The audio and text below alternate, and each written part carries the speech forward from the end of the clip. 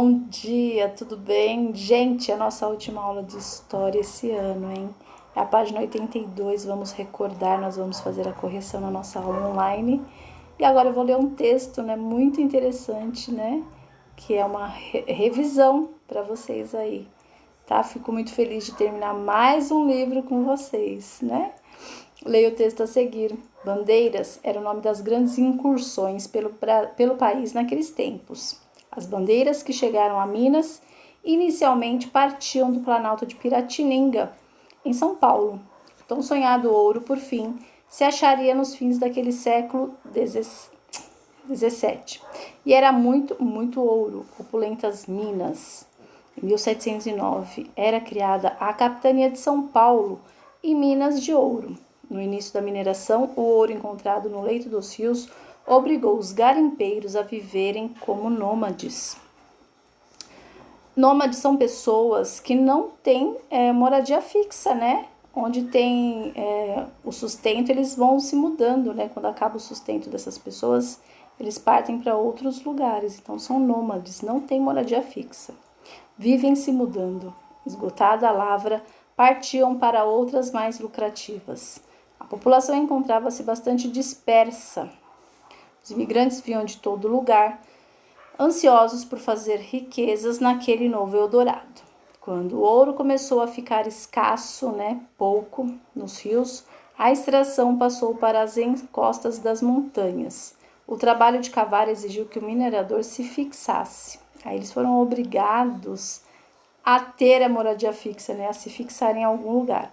As minas foram surgindo e junto a elas os núcleos povoados. Aí foram surgindo as pequenas cidades, os povoados. A ambição dos imigrantes origina o primeiro grande conflito pelo ouro, a Guerra dos Emboabas, que envolveu paulistas e imigrantes. Em decorrência disso, a coroa portuguesa criou, em 1720, a Capitania das Minas, desmembrada de São Paulo. Passou a controlar duramente a extração, recolhendo 20% de tudo que era produzido, o chamado quinto, né? Que nós conversamos sobre o quinto, que era a quinta parte, que era toda destinada à coroa portuguesa, né? E quem não desse o quinto, olha aí a foto ao lado, quem não desse o quinto para a coroa portuguesa, para o rei de Portugal, era saqueado, né? Eles tomavam o que eles tinham de valor, né? Entravam nas suas casas e tomavam deles à força. As atividades agrícolas e manufatureiras praticamente não existem nas cidades fundadas por causa da descoberta das minas. Apenas uma agricultura de subsistência, né? Agricultura para o seu próprio consumo e criação de pequenos animais, como o porco. Os demais produtos chegam às regiões mineradoras no lombo de burros. Continuando aí, página 83. A província cresce rapidamente e com ela a carência por produtos de primeira necessidade. Os mercadores ambulantes também se estabelecem nos povoados. Surge o primeiro grande mercado consumidor do Brasil. Tudo é comercializado, de escravos africanos a artigos importados da Europa. Então tinha o mercado dos negros, né? Mercado de negros, onde eram vendidos, né? Os negros eram vendidos para o trabalho escravo. E quem está providenciando a comida, né? Os trabalhadores falando. A intensa mistura de pessoas tão diferentes em um mesmo ambiente, impulsionados pelo poder do ouro, deu início a uma nova sociedade portuguesa. Ou melhor, a uma nova sociedade. Portugueses, paulistas, negros, índios e outros imigrantes se misturaram e formaram um mosaico cultural. Até então, vigorava no Brasil a rígida sociedade dos engenhos, com sua estrutura imóvel, cujos rumos eram ditados pelos senhores, principalmente os das grandes fazendas de açúcar, né? Eles que tinham o poder.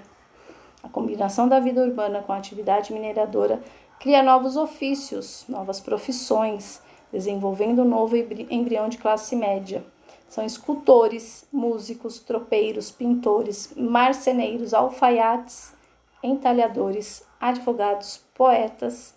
Um Estado moderno nasce no Brasil, com administração burocrática, fiscalização e arrecadação de impostos. Desde aquela época, nós brasileiros pagamos impostos, né? Vários, todos. Então, olha aí o significado de burocracia, tipo de organização em que as pessoas trabalham para chefes de setores. Estado moderno, quando um território passa a ser considerado um país, com um território e uma língua estabelecida e se autogoverna.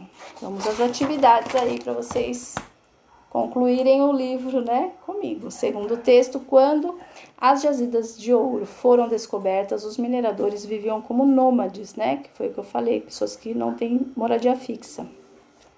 Depois eles se fixaram, depois eles tiveram que ter a sua própria casa e não se mudar mais, né? Quais foram as consequências dessa fixação e como eles faziam para se abastecerem? Então, os mercadores ambulantes, eles facilitavam, né, esse abastecimento, né? Eles entregavam essa mercadoria.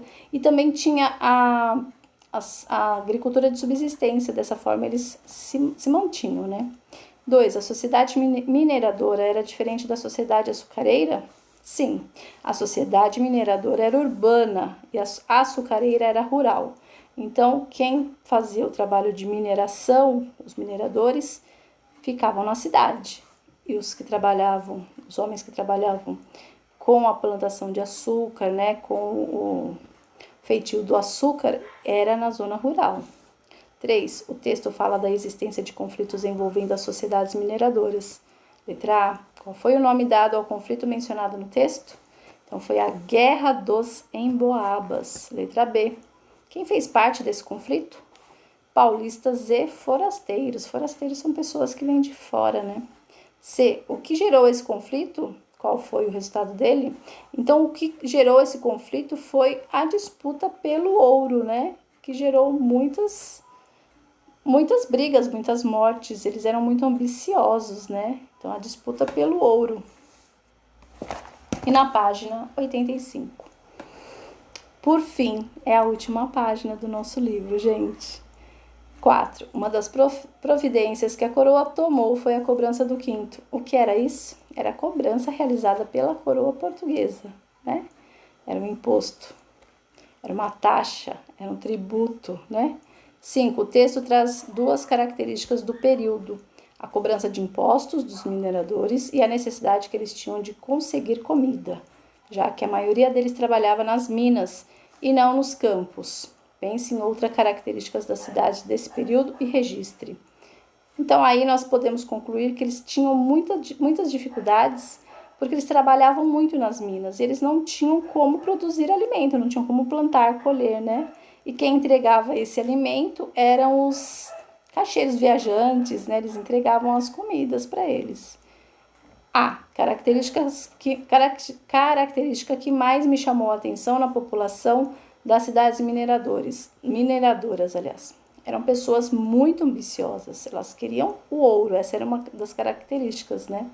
Eram pessoas que queriam dinheiro, né? Queriam liberdade, dinheiro, né? Queriam progresso para onde eles moravam, né? Só que isso gerou muitas e muitas guerras, muitas brigas, né? Muitas mortes. Letra B.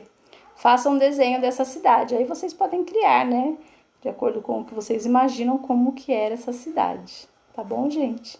E por hoje é só. Fiquem com Deus. Terminamos o nosso livro de história, né? Isso é muito bacana. Concluímos mais um livro, né? E agora, rumo ao 5º ano, né? Partiu o 5º ano. Fico feliz por vocês.